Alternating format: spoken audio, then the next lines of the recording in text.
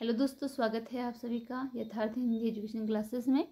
हिंदी साहित्य के कुछ इम्पोर्टेंट प्रश्न हम पढ़ेंगे जो कि हिंदी टीजीटी पीजीटी के लिए काफ़ी इम्पोर्टेंट होंगे। अगर आप चैनल पर नए हैं, चैनल को सब्सक्राइब जरूर कीजिएगा क्योंकि आपको डेली मिलेंगी नई वीडियोस जो कि आपकी तैयारी बेहतर बनाने में काफ़ी हेल्पफुल होंगी।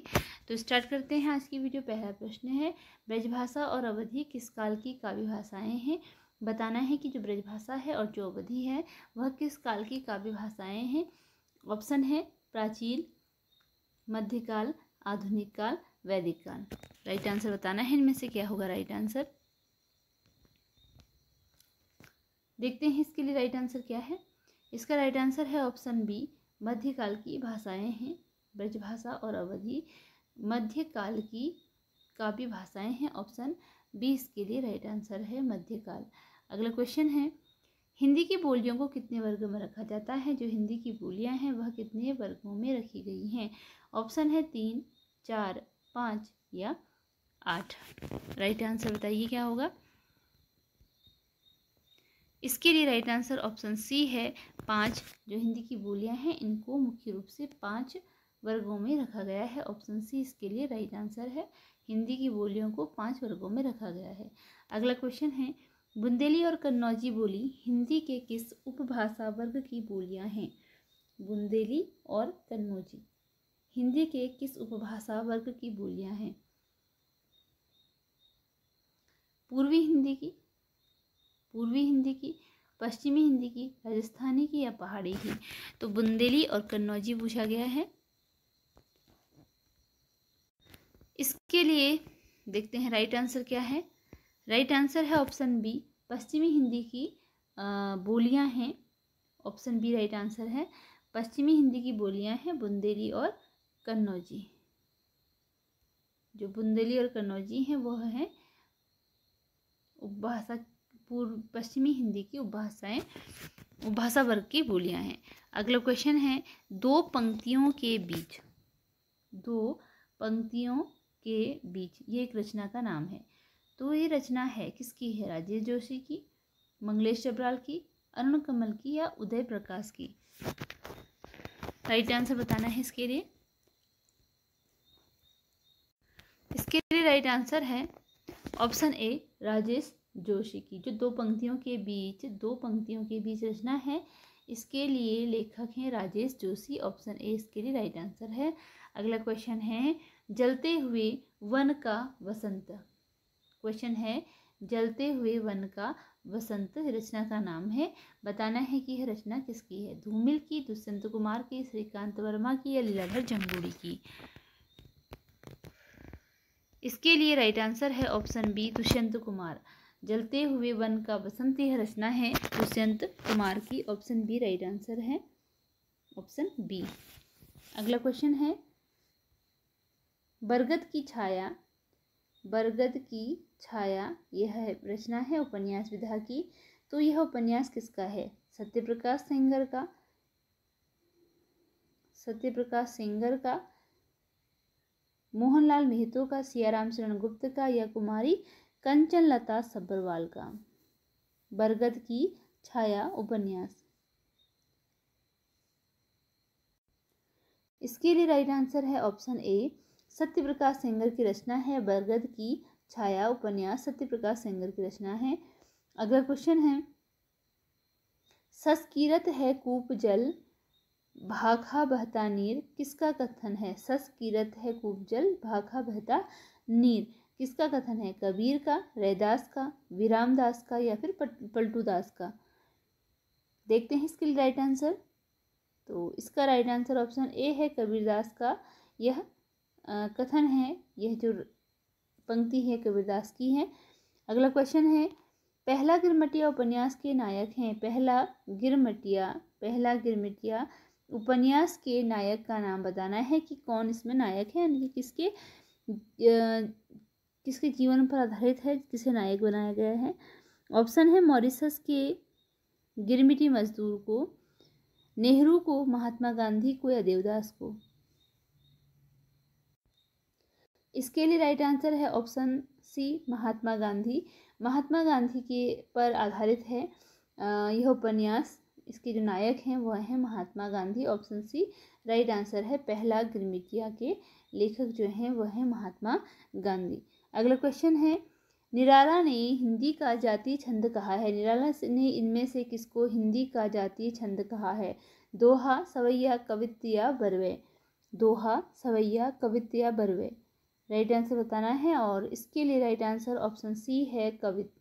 निराला ने हिंदी का जातीय छंद कहा है कवित्त को। ऑप्शन सी इसके लिए राइट आंसर है। अगला क्वेश्चन है, किस आचार्य ने निर्गुण सगुण दोनों धाराओं को प्रभावित किया? निर्गुण और सगुण दोनों धाराओं को प्रभावित करने वाले आचार्य कौन थे? निर्गुण और सगुण दोनों धाराओं को प्रभावित करने वाले आचार्य कौन थे? वल्लभाचार्य, निम्बार्काचार्य, रामानंदिया, विठलदास? इसके लिए राइट आंसर है ऑप्शन सी रामानंद। ऐसे कवि थे, ऐसे आचार्य थे जिन्होंने निर्गुण और सगुण दोनों ही धाराओं को प्रभावित किया था। अगला क्वेश्चन है, नवगीत का प्रारंभ माना जाता है। नवगीत का प्रारंभ वर्ष कब से माना जाता है? 1956, 1965 से, 1970 से, 1975 से या 1980 से? इसके लिए राइट आंसर ऑप्शन ए है 1965 से नवगीत का आरंभ माना जाता है, 1965 से। अगला क्वेश्चन है, हिंदी साहित्य में वृत्त संग्रहों की परंपरा का आरंभ किसने किया?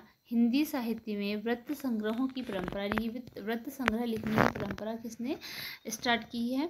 नाभादास ने, ग्रियर्सन ने, मिश्रबंधु ने या सिंह सरोज ने? देखते हैं इसके लिए राइट आंसर। राइट आंसर है ऑप्शन डी शिव सिंह सरोज। हिंदी साहित्य में वृत्त संग्रहों की परंपरा का आरंभ करने वाले थे Shiv Singh Saroj. Option D right answer है शिव सिंह सरोज। अगला क्वेश्चन है, नागरिक प्रचारणी सभा द्वारा हिंदी साहित्य का बृहद इतिहास कितने भागों में प्रस्तुत किया गया? नागरिक प्रचारणी सभा द्वारा हिंदी साहित्य का बृहद इतिहास कितने भागों में प्रस्तुत किया गया? ऑप्शन है 14, 15, 16 या 18? देखते हैं इसके लिए राइट आंसर क्या है। राइट आंसर है ऑप्शन सी 16। नागरिक प्रचारणी द्वारा जो हिंदी साहित्य का बृहद इतिहास लिखा गया था वह लिखा गया था ऑप्शन सी 16 भागों में। अगला क्वेश्चन है, भक्ति काल को दार्शनिक और धार्मिक आधार पर प्रतिष्ठित किसने किया? भक्ति काल को दार्शनिक तथा धार्मिक आधार पर प्रतिष्ठित करने वाले हजारी प्रसाद द्विवेदी, विश्वनाथ प्रसाद मिश्र, रामचंद्र शुक्ल या मिश्रबंधु? राइट आंसर बताना है और इसके लिए राइट आंसर ऑप्शन सी है रामचंद्र शुक्ल। भक्ति काल को दार्शनिक और धार्मिक आधार पर प्रतिष्ठित करने वाले थे आचार्य रामचंद्र शुक्ल। अगला क्वेश्चन है, डॉक्टर रामकुमार वर्मा कृत हिंदी साहित्य का आलोचनात्मक इतिहास कितने प्रकरण में लिखा गया है? डॉक्टर रामकुमार वर्मा ने हिंदी साहित्य का आलोचनात्मक इतिहास लिखा और कितने प्रकरणों में लिखा गया बताना है। 3 में, 5 में, 6 में या फिर 7 में? इसके लिए राइट आंसर ऑप्शन डी है 7 प्रकरणों में रामकुमार वर्मा ने हिंदी साहित्य का आलोचनात्मक इतिहास लिखा। ऑप्शन डी इसके लिए राइट आंसर है 7। अगला क्वेश्चन है, डॉक्टर रामकुमार वर्मा ने नाथ पंथ के चरमोत्कर्ष का समय कब से कब माना है? डॉक्टर रामकुमार वर्मा के द्वारा नाथ पंथ का चरमोत्कर्ष समय कब से कब माना गया है? 11वीं सदी से 13वीं सदी, 12 सदी से 13, 12 से 14वीं सदी या 12 से 15वीं सदी? तो देख लेते हैं इसके लिए राइट आंसर क्या होगा। इसका ऑप्शन है सी 12वीं सदी से 14वीं सदी का जो समय है डॉक्टर रामकुमार वर्मा ने इस समय को नाथ पंथ का चरमोत्कर्ष का समय माना है 12वीं सदी से 14वीं शताब्दी तक को। अगला क्वेश्चन है, सोहत सुंदर श्याम सिर मुकुट मनोहर जोर मनो नीलमणि शैल पर नाचत राचत मोर। यह पंक्ति किसकी है? आपको बताना है कि यह पंक्ति किसकी है। महाराजा जयसिंह राम सिंह की, थान कवि की, बेनी प्रवीण की या भान कवि की? देखते हैं इसके राइट आंसर। राइट आंसर है ऑप्शन ए महाराज राम सिंह की यह पंक्ति है। सोहत सुंदर श्याम सिर मुकुट मनोहर जोर मनो नीलमणि शैल पर नाचत राचत मोर, यह पंक्ति है महाराजा राम सिंह की। अगला क्वेश्चन है, अपभ्रंश को पुरानी हिंदी मानने वालों में कौन नहीं है? जो नहीं है अपभ्रंश को, जो पुरानी हिंदी नहीं मानता है उसे बताना है। गुलेरी, रामचंद्र शुक्ल, रामविलास शर्मा या राहुल सांकृत्यायन? इसके लिए राइट आंसर है ऑप्शन सी, रामविलास शर्मा। रामविलास शर्मा अपभ्रंश को पुरानी हिंदी मानने वाले में जो नहीं है वह है रामविलास शर्मा। इसको पुरानी हिंदी नहीं मानते हैं अपभ्रंश को। इसके अतिरिक्त गुलेरी, रामचंद्र शुक्ल और राहुल सांकृत्यायन ने अपभ्रंश को पुरानी हिंदी माना है। इसी के साथ आज की ये वीडियो यहीं पर एंड होती है। मिलते हैं अगली वीडियो में कुछ नए क्वेश्चन के